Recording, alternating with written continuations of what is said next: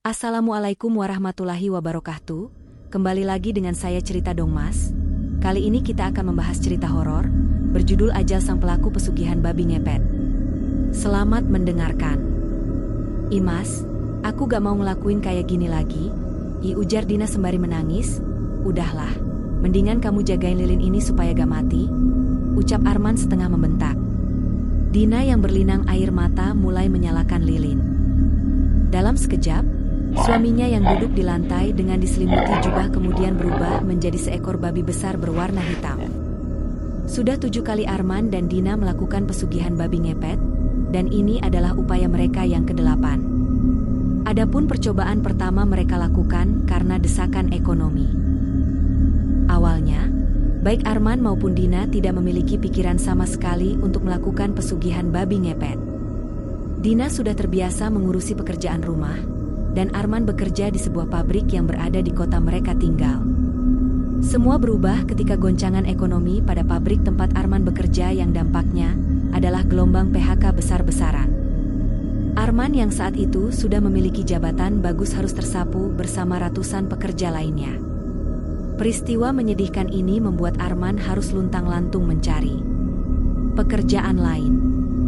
Ia sudah mengirimkan lamaran ke 5 perusahaan berbeda, tapi tidak ada satupun yang membalas. Pria itu berasumsi bahwa penolakan yang terjadi dalam upayanya mencari pekerjaan diakibatkan oleh usianya yang hampir menginjak 45 tahun. Uang pesangon pun tidak mereka manfaatkan dengan baik. Baik Arman maupun Dina merasa tidak memiliki kemampuan untuk mengelola bisnis, sehingga mereka memilih untuk menyimpannya, berharap ada peluang bisnis yang cocok untuk mereka pekerjakan. Nasib berkata lain. Uang pesangon mereka yang semakin menipis tidak diiringi dengan usaha mereka untuk mendirikan sebuah bisnis. Arman dan Dina malah menggunakannya untuk membeli barang elektronik juga perabotan rumah tangga. Arman sebenarnya sempat mencicil sepeda motor yang ia gunakan untuk bekerja sebagai ojek, tapi penghasilannya tersebut tidak dapat menutupi kebutuhan keluarganya, sehingga motor tersebut harus ditarik lagi karena sudah tidak mampu membayar uang cicilan. Sebagai kepala keluarga, Arman bingung melihat keadaan perekonomiannya yang kian memburuk. Semua itu diperparah dengan anak semata wayangnya, Hilman.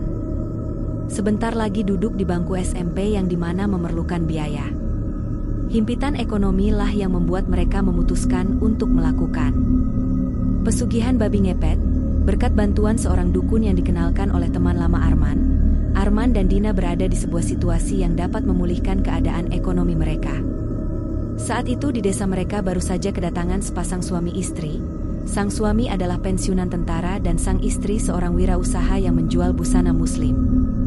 Arman dan Dina menjadikan mereka sasaran pertama karena asumsi bahwa orang baru tidak tahu apa-apa tentang tempat tinggal mereka.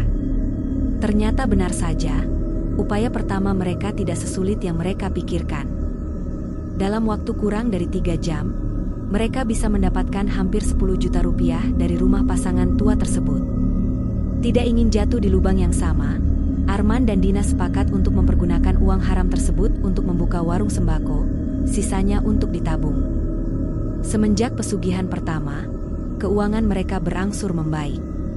Hilman dapat bersekolah dengan tenang. Dan pemasukan dari toko kelontong selalu bisa diandalkan setiap bulannya. Hanya saja, kedua hal itu tidak membuat Arman berhenti untuk melakukan pekerjaan setan itu. Sebelumnya mereka sepakat bahwa mereka akan berhenti ketika keadaan mereka membaik, tapi kenyataannya Arman semakin rajin melakukan ritual babi ngepet tersebut dengan alasan menjadi babi tidak sesulit bekerja di pabrik atau merintis bisnis. Dina sudah mencoba menghentikan Arman, mulai dari menasehati hingga memohon-mohon.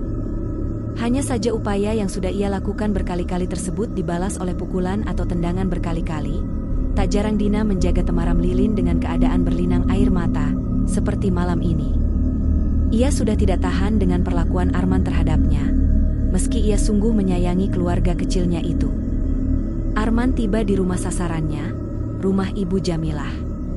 Ia mengincar rumah tersebut karena baru genap 2 bulan ia ditinggal wafat oleh suaminya, tanpa seorang anak, hanya seorang asisten rumah tangga yang setia. Arman mulai menggesek-gesekkan hidung ke pagar rumah Ibu Jamilah yang tingginya 1,5 meter.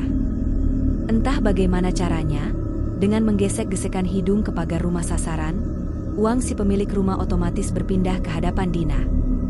Di hadapan Dina, uang pecahan Rp100.000 berserakan, tapi tidak, wajahnya sama sekali tidak menunjukkan kebahagiaan. Ia memikirkan keselamatan Arman dan perasaan anak semata wayangnya Hilman jika tahu bahwa semua yang dimilikinya adalah hasil pesugihan. Saat sedang asik menggesek-gesek pagar, ada cahaya yang menyilaukan penglihatan Arman. Dalam wujud babi, ia terperanjat karena cahaya tersebut tidak beranjak, pertanda bahwa seseorang yang menggunakannya memperhatikannya. "Babi, ada babi!" teriak seorang pria di atas sepeda motornya. Arman tidak dapat melihat jelas wajah pria tersebut karena ia panik dan memutuskan untuk melarikan diri. Melihat seekor babi berlari ketika diteriaki membuat si pengendara motor berpikir bahwa yang ia lihat bukanlah babi biasa. Ia kemudian memacu sepeda motornya untuk mengejar Arman sambil berteriak untuk memberitahukan bahwa ada babi ngepet. "Babi ngepet, ada babi ngepet!" Teriakan tersebut cukup keras untuk didengar sebuah desa yang setiap malam. Warga pun kaget atas peringatan itu, dan spontan mengambil benda yang ada di sekitarnya untuk menghajar Arman yang lari kocar-kacir. Kesempatan Arman untuk bisa melarikan diri semakin kecil karena ia melihat jumlah warga yang mengejarnya semakin banyak, dan beberapanya membawa tali dan senjata tajam. Arman tak tahu harus berlari kemana. Ia hanya mencoba mencari jalan yang sekiranya tidak ada orang. Meski begitu, upayanya untuk menghindar dari amukan warga desa harus gagal karena tembakan dari senapan angin. 2 butir peluru yang menembus paha dari kejauhan pergi membawa 2 tas dan 3 bungkusan besar tanpa ia bisa memanggilnya.